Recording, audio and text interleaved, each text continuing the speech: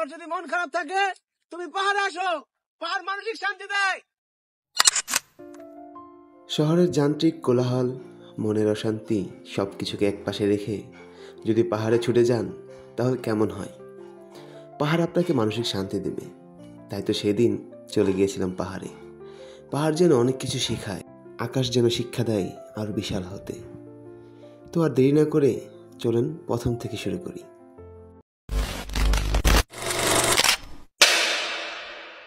আসসালামু আলাইকুম। হঠাৎ করেই বন্ধু তনয় বলল পাহাড়ে যাবে। তো পাহাড়ে যাওয়ার আগে তো একটু ফ্রেশ হয়ে নিতে হবে, তাই একটু ফ্রেশ হয়ে নিই। এই তো রেডি হয়ে গেছি। ছেলে মানুষের আবার রেডি কি, শুধু একটু গোসল করে কাপড়টা চেঞ্জ করে ফেললাম।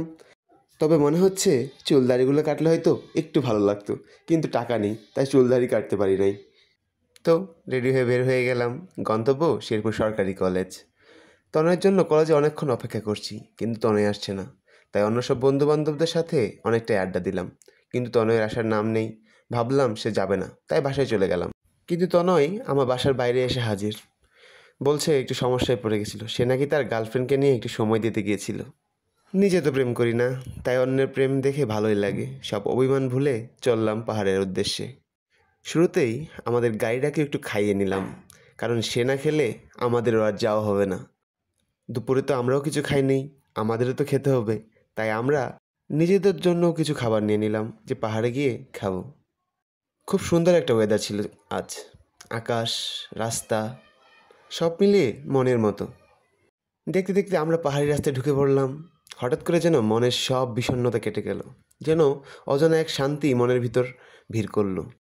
পাহাড় কাটা রাস্তা দিয়ে চলে গেলাম আমাদের গন্তব্যে। গন্তব্য আজ রাবার বাগান, যেটা শেরপুর জেলার ঝিনাইগাতিতে অবস্থিত। গাড়িটা নিচে রেখে আমরা উঠে পড়লাম পাহাড়ে। আমাদের গন্তব্য আরও উঁচু পাহাড়, তাই উঠতে লাগলাম। উঁচু নিচু পাহাড় ভেদ করে আমরা উপরে উঠছিলাম। চল পাহাড় যাব, জুম ঘরে ঘুম দেব খুব, মন চাইছে ভীষণ করে বৃষ্টি নামুক পাহাড়ে। আমরা এখন বাংলাদেশ ভারত সীমান্তের নোমের লাইনে আছি। এখান থেকে ভারতের সীমান্ত বাহিনীর ক্যাম্প দেখা যাচ্ছে কাঁটা তারের বেড়া। এই মুহূর্তে আমরা আছি বাংলাদেশ আর ইন্ডিয়ার বর্ডার পিলার। আর আপনারা একটু যদি ঘুরে দেখাই, দাদাদের দেশ আর দাদাদের বর্ডার দেখা যাচ্ছে। পাহাড় বেয়ে উঠে আমাদের অনেক খিদে লেগে গেছে। আচ্ছা, কেমন লাগছে? আলহামদুলিল্লাহ, আল্লাহর অশেষ রহমতে আমরা সেফলি এখানে আসছি, এবং এখানে যে পরিবেশ, ওয়েদার একদম বলার বাইরে। দেখা ওখানে মেঘ, সামনে মেঘ, পাহাড় দেখতেছি এবং খাচ্ছি আমরা। চল পাহাড় যাব, জুম ঘরে ঘুম দেব খুব, মন চাইছে ভীষণ করে বৃষ্টি নামুক পাহাড়ে। আপনাদেরকে রাবার দেখাই। এ হচ্ছে রাবার গাছ, আর এদিকে রাবার পড়ছে। এখন রাবারের সিজন না, তাই এখন সবগুলো বাটি উল্টানো। কিন্তু একটি গাছ থেকে আমরা অল্প রাবার পেয়েছিলাম, এটা চুইংগামের মতো ছিল। আমাদের দ্বিতীয় গন্তব্য ছিল গোলাপ বাগান। গোলাপ বাগানে গিয়ে আমাদের সাথে দেখা হয় ফারহানা প্রেমা আপুও সেখানে ভিডিও করতে গিয়েছিল।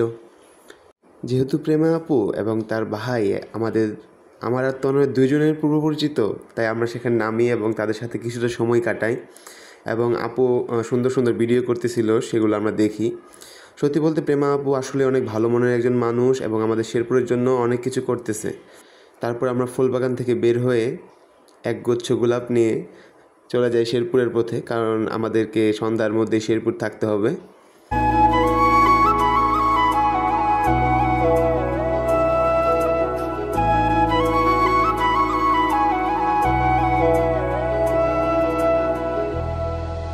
এখন তো বাড়ি চলে যাচ্ছি, তাই আজকের ভিডিও এই পর্যন্তই। এতক্ষণ সাথে থাকার জন্য ধন্যবাদ। এখন আমি একটু এই সৌন্দর্যটা উপভোগ করি।